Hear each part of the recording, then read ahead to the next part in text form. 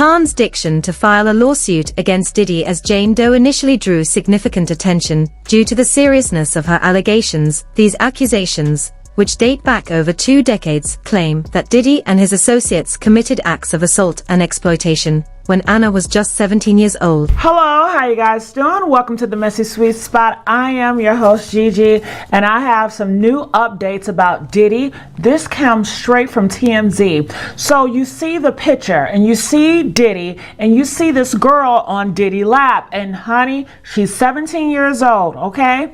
And people have been wondering, who is this girl? You guys know she is suing Diddy. She is all in the court's documents, but it has been some funny business.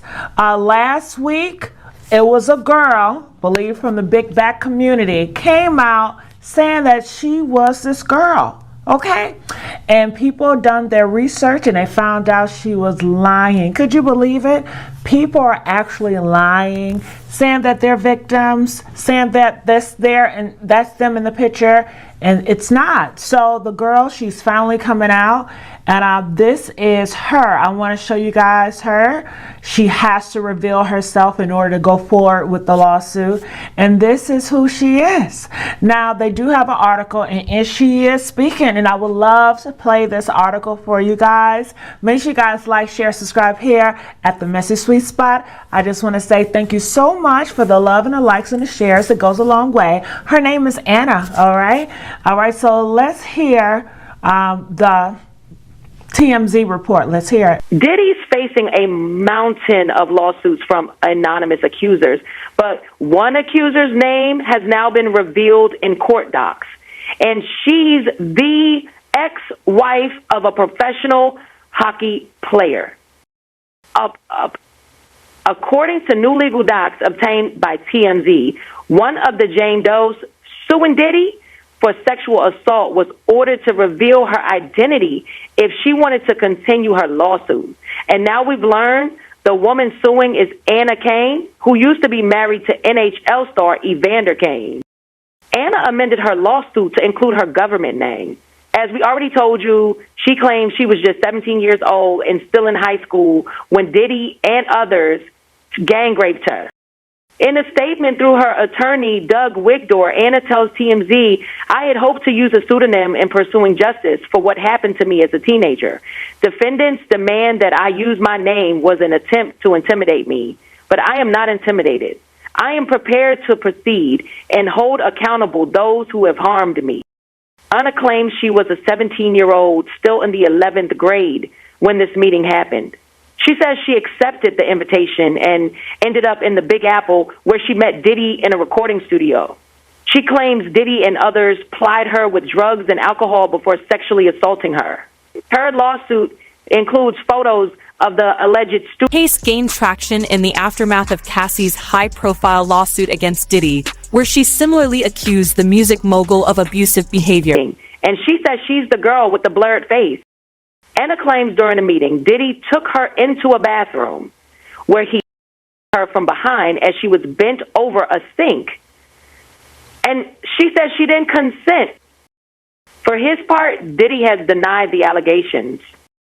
Anna and Evander, who now plays for the Edmonton Oilers, married in 2018 and had one child together before she filed for divorce in July 2021. All right, well, you heard it here. She is prepared to fight. And Anna, I'm so happy that you're going to continue to fight and you have the strength to come out here to tell your truth, because we know it is hard. I mean, this world is so wicked. They want to blame the victim. You have people pretending to be her. I mean, could you imagine how Anna felt? How Anna felt just seeing all these reports and this big girl coming out and saying that was me? What? Are you serious? Stop playing games right now. But Anna, she is fighting, and honey, this is a tough fight, But it looks like God is on her side because all of the signs are pointing very well. You know, it's sad. People want to still blame her, talking about, well, you're 17. What were you doing over there? Well, my goodness. I'm sure you guys, when you were 17, you probably did so much marijuana, so many things, fornicating, so much at a 17, 16-year-old, you know? So who are you to question what she was doing at a 17? How about, let's change the question, what was Diddy doing with a 17-year-old on his lap? How about that? What was Diddy doing with young women, forcing them to drink drugs and do so many wicked things? Okay, but the people that want to victim shame her is usually down with the hip hop and the Diddies and all that wickedness. You know, you can really tell who they are based on the things they say and the questions. You know, it is sad and it's wicked what happened to this girl, and her life has changed forever. That situation that Diddy did to her all those years, she had to live with that. She had to have nightmares, you know, trying to cope with that. And people want to blame a child. Are you kidding me? But they don't have any smoke for this grown man that has been doing this time and time and time and time again. All right, it is sickening, but hopefully. However, and has taken a unique turn. Her forced decision to reveal her identity, transitioning from Jane Doe to Anna Kane, has amplified public interest, but has also exposed her to significant risks. Legal experts have debated the implications of this decision, particularly for high-profile cases involving sensitive allegations. I want to bring in Myla Morales. She's a former makeup artist for Diddy and also Cassie Ventura, working for Diddy for years and eventually becoming a friend of Cassie's. In 2010, Myla alleges that she heard Cassie being physically abused and was a witness to the aftermath of the alleged attack. She joins me now. Myla, thank you so much for being here. This has been, for so many people, illuminating, infuriating, troubling, devastating. Mm-hmm. You can go down the list of things, but it's so difficult to speak about. I know. Being a witness of anything. Tell me how you must be feeling just knowing that this has even come to light. Well, I have kept this secret for like 14 years. I mean, the first time I experienced it was 2010. And I was in the hotel room when Puff came in, and I had no idea Cassie left. And when I woke up, I just saw his presence come into the room. They went into the bedroom and shut the door, and all I could hear is screaming and yelling and whatever was going on in there, I don't know. But all I could think of was to grab Cassie's things and start packing it up and just getting her out to safety and bringing her to my house. So that's kind of like what transpired from that night. And once she came out of the room, she was badly, beaten. Oh my God. What did her physical appearance look like? I mean, it was knots on her head, black eye, busted lip, but a lot of knots all over her head. Did she go to the police at that point or anything? No, we didn't know what to do at that point because, Puffy is a very powerful person and we were quite terrified. So I just, brought her to my house, and my friend, who is a doctor, I called her, and thank God she was in town because we didn't know what to do. And she treated her for, just to make sure she didn't have a concussion or anything like that. But it was really it was painful to see Cassie like that because she's such a beautiful human being, and for a man to just hurt any sort of woman or child or animal, it doesn't matter. But Cass is a good friend of mine, and I just felt, I just didn't know what to do. I felt like I don't even know how to describe how I felt that night. Did she describe how she was feeling about having that happen? Ruling to reveal Anna's identity highlights the ongoing tension between protecting victims and upholding the principle of transparency in judicial proceedings. While this move could encourage other potential accusers to think twice before stepping forward, Anna has made it clear that she will not be silenced. The sense that this was the first time? It didn't feel like it. Because it wasn't, it was almost like, you know, I feel like she might have been embarrassed that that happened in front of me. But the incident that you're talking about even predates what we saw in this horrific video from a hotel floor. When that video came out, what did it feel like knowing that that had now been public? No, I was devastated when I saw that video because it was like I witnessed what could have happened in that room and more, you know. So that was a hallway incident. Who knows what happened, you know, in that room when I was outside of there. And I was devastated. Actually, I've been devastated since the court cases came out and how, you know, he mistreated Cassie. He has settled the suit involving her specifically, but there are others, and there are sources that are telling CNN that the majority of the people currently suing Diddy are actually speaking to federal investigators, which indicates the Justice Department might be moving close to an indictment. So do you think that Cassie would testify against him if federal investigators asked her to or compelled her to? I'm really not sure. Like I said, I can't speak for Cass, but I hope she does. I hope she does because she's the only one that would know all the information that's gone on over the years. So, Mila, why do you think? I mean, we've heard certainly, you know, a lot of people in the industry condemn Diddy for what they saw on that video, but it hasn't been a universal outcry within the industry specifically. Why do you think that is? Because it's a very small industry and that we all know each other, and I feel like people are afraid to like speak up about it. And the only reason why I am is because I'm a friend of Cass's and I really care about her very much so. And I'm outraged and very, very like heartbroken about like how he's been treating her. It just it breaks my heart, and I just can't imagine like a man treating a woman that way, and not just a woman but a friend of mine that I've known since she was a teenager. So you know, I've known Cassie before all of this, so it disgusts me. I can only imagine of all the women that you have worked with and people who are eager to be in the industry, what they are exposed to, how they could be exploited and abused in a variety of ways. And that's why the idea that not hearing so many more people speak up is very frustrating and hurtful for so many people.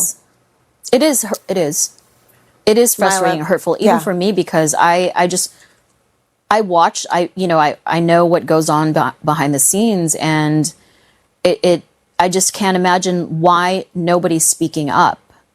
I mean, everyone's just hush hush and quiet. I don't know, maybe they're scared.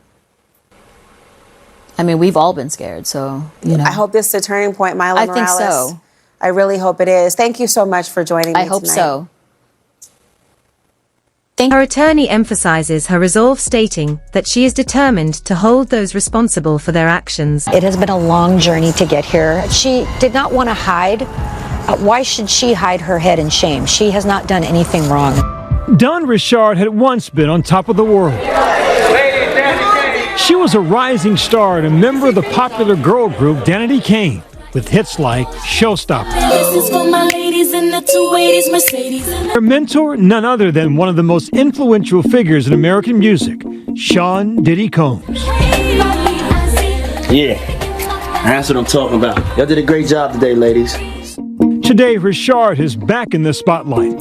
In a damning new lawsuit, she's accusing her former mentor of battery, forced labor, and gender-motivated violence. These are all allegations that have become shockingly familiar against Diddy in recent months, as he has faced lawsuit after lawsuit from women and men who have accused him of all manner of bad behavior. Richard also claims she witnessed him abusing his former girlfriend, Cassandra Ventura, better known as Cassie, on numerous occasions.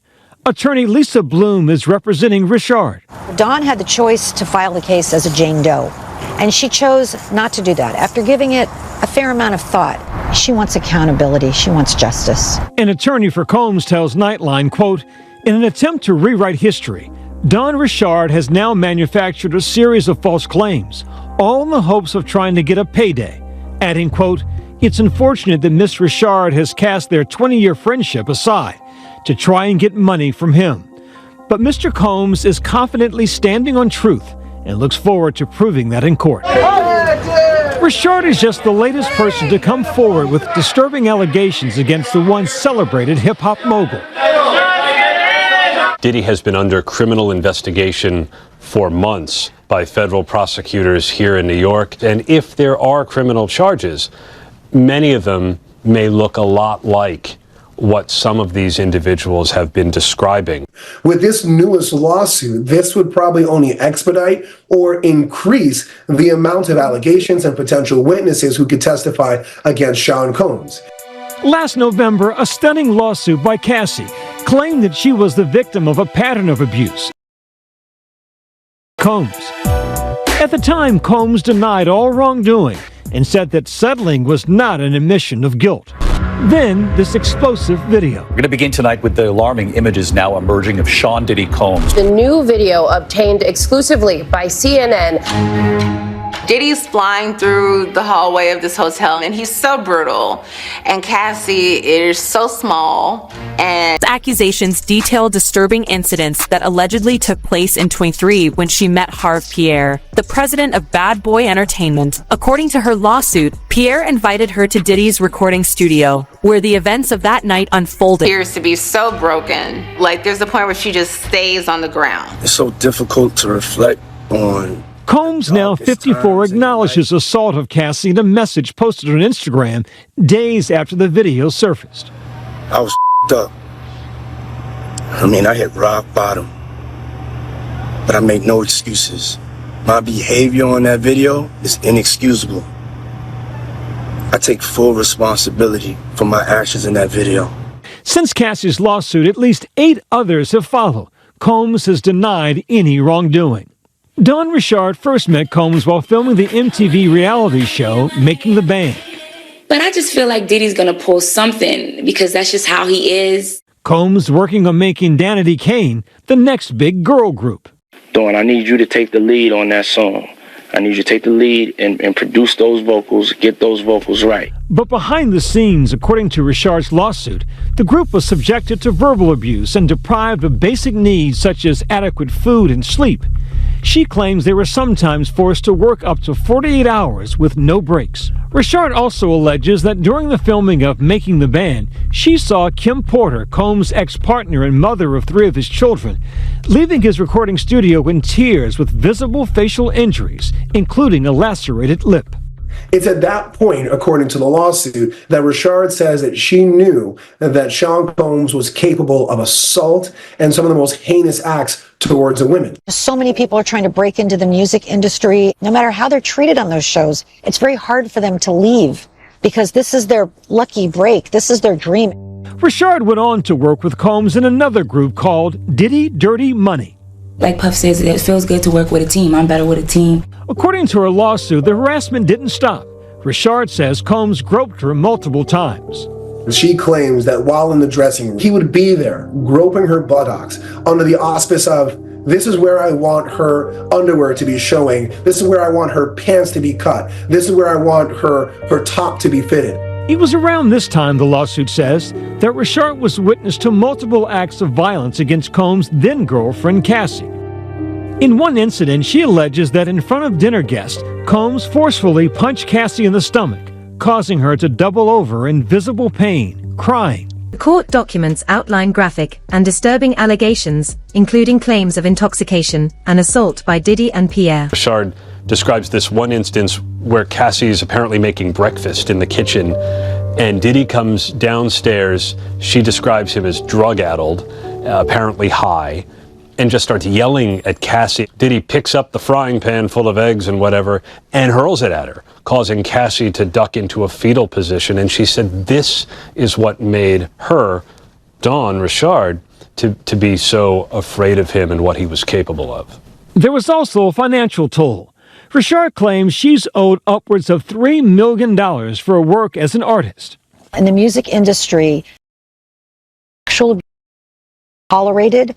A lot of very high-level people are complicit. Women suffer. Women are overly sexual. They're discarded like trash after they complain, and a reckoning is long overdue. It takes a lot of people coming forward until somebody is believed against a very powerful person in the music industry. A year ago this week, Combs was being celebrated at the MTV Video Music Awards, receiving the Global Icon Award for his impact on the industry. It don't matter what religion you are, but make sure you know there's a higher power of love. Tonight, he's far from that VMA stage. Just this week, he put his $61 million LA mansion up for sale. The home had been raided by the feds earlier in the spring. And his name is now sullied by allegations that he denies, that he insists he will fight, but he is also facing a criminal investigation. The biggest threat that he faces is the prospect of criminal charges. Diddy, who once seemed untouchable in the world of entertainment, could in theory put him into prison. Richard hasn't let any of this stop her. Her love for music still driving her. She's even gearing up to go on tour. My message to Sean Combs is stop fighting the women, come clean, acknowledge what you have done, make amends, but I don't think any of that is going to happen. Photographs taken that night have been submitted as evidence placing Anna at the studio. While these images provide context, the case will likely hinge on whether Anna and her legal team can substantiate the claims with further evidence or testimony. Thanks for watching my video. Subscribe my YouTube channel and get more videos about us famous celebrities. Subscribe for more related content.